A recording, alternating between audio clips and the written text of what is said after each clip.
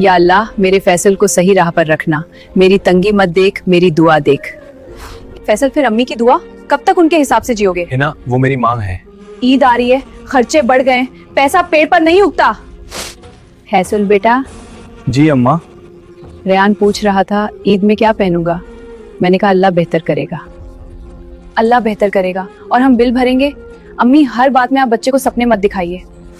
सपने नहीं बेटी, बच्चों की ईद होती है, उन्हें खाली हाथ मत रखो। तो आप क्या कर लीजिएगा? आपके पास तो कुछ है नहीं। है ना बेटी, मेरे हाथों की चूड़ियां।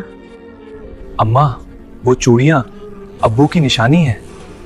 निशानी दिल में होती है बेटा, और बच्चे की खुशी माँ की सबसे बड़ी इबादत होती है। ड्रामा मत कीजिए अम्मी, आप हर बात में कुर्बानी दिखाकर फैसल को दबा देती हैं। दबा? मैंने तो अपने बेटे को हमेशा ऊंचा किया, बस रेहान का दिल ऊंचा करना चाहती हूँ।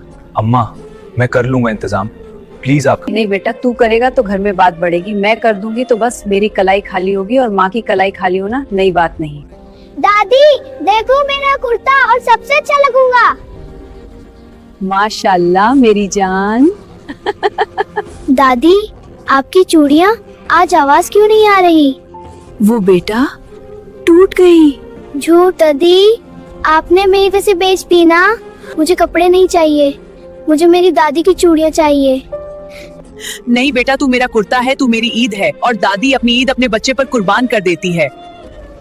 या अल्लाह मेरे बेटे को नमाज का पाबंद बना, मेरी बहू के दिल में रहम डाले, और मेरे पोते की आंसू मत आने देना। अम्मा ईद मुबारक। अम्मा। फैसल अम्मी उठी नहीं क्या? अम्मा दरवाजा खोलो। अम्मा। बेटा कल रात से कमजोर थी, पर बस यही कहती रही फैसल को नमाज से दूर मत होने देना, या अल्लाह उसे माफ कर देना। अम्मा मैंने बहुत देर कर दी, आपने अपनी चूड़ियां भी दे दी और अपनी सांसें भी हरी। या अल्लाह मेरी अम्मा को जन्नत दे, और मुझे मेरे गुनाहों से माफ कर। मैंने माँ की कीमत ईद के कपड़ों से कम समझी। मैंने एक माँ की खामोशी को ड्रामा समझ लिया। हिना आज से मेरी माँ की दुआ मेरे घर का सुकून होगी।